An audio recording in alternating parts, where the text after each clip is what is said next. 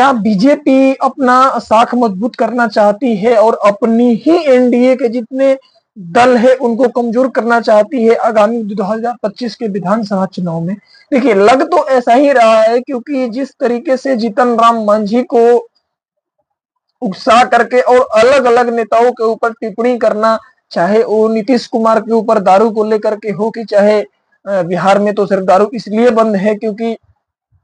सिर्फ उसमें गरीब लोगों को किया जाता है, जो बड़े बड़े तस्कर हैं उनको छोड़ दिया जाता है। तमाम तरीके के दारू के ऊपर बयान देते हैं नीतीश कुमार के ऊपर। गंगा परियोजना के ऊपर भी कहते हैं कि ये जो परियोजना है 4,900 करोड़ जो रुपए लगा, इसको तो मैं सिर्फ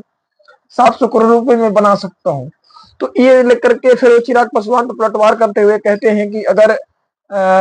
रामविलास पासवान के जाने के बाद अगर सच में कोई उस पार्टी का उत्तराधिकारी है तो वो पशुपति पारस है, यानी कि उनके चचा। जबकि आपको लोगों को पता होगा कि पशुपति पारस भी एनडीए के ही हिस्सा है। तो इन तमाम लोगों को घेरने का काम बीजेपी जीतन राम मांझी के थ्रू करवा रही है, और इसलिए करवा रही है ताकि जो चुनाव आ रहे हैं, 2025 के चुनाव आ रहे हैं, उनमें थोड़ी सी इनकी जो अगर इस तरीके से कमजोर कर देंगे, चाहे वो नीतीश कुमार हो या फिर चिराग पासवान हो, तो इन छोटे छोटे लोगों को ये बताया जाएगा कि भैया आपकी जो औकात है, यानी आपकी जो हैसियत है इस पार्टी में, एनडीए अलायंस में, तो वो थोड़ा सा कमजोर है। और सीटों की जब बंटवारा होगी तो उसमें ज्यादा सीटें बीजेपी अपने पास रखना चाहेगी, ताकि कल के दिन ये ना हो सके कि जिस प्रकार से नीतीश कुमार पिछले आप लोग देख रहे हैं कि इनका कभी कोई ठीक नहीं रह रहा, कब कहाँ पलट जा रहे हैं, कब क्या कर ले रहे हैं। तो ऐसा ज्यादा सीटों का बंटवारा करके और ज्यादा से ज्यादा सीटों पे चुनाव लड़ करके अपनी जो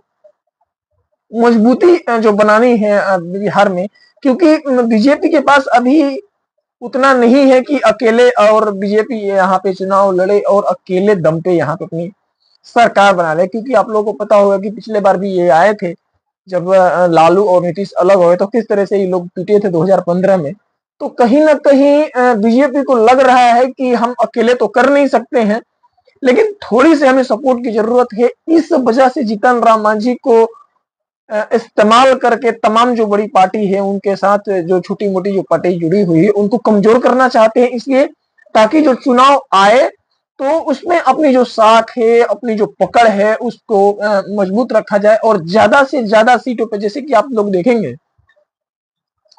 तो फिलहाल जो अभी सरकार चल रही है, डबल इंजन की जो सरकार चल रही है, उनमें नीतीश कुमार के 43 सीटें हैं, यानी 43 सीटें हैं, और इसके बावजूद भी वो मुख्यमंत्री हैं।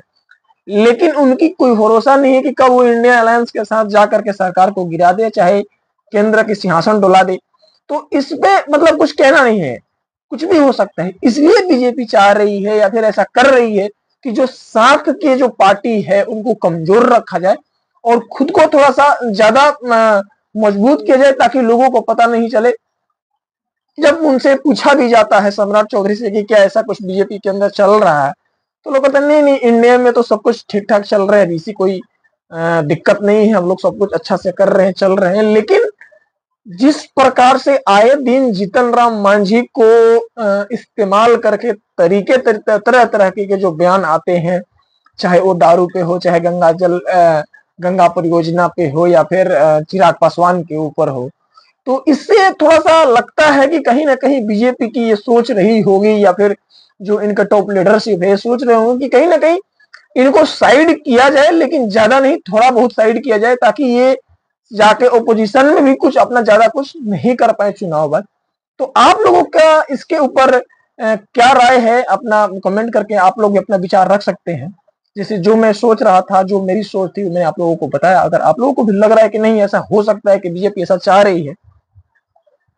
तो आप भी कह सकते हैं, क्योंकि इससे पहले आरजेडी ये सारी चीजें जो मैं कह रहा हूं कह चुकी है। तो आप लोग का क्या विचार है, आप लोग कमेंट करके हमें जरूर बताइएगा।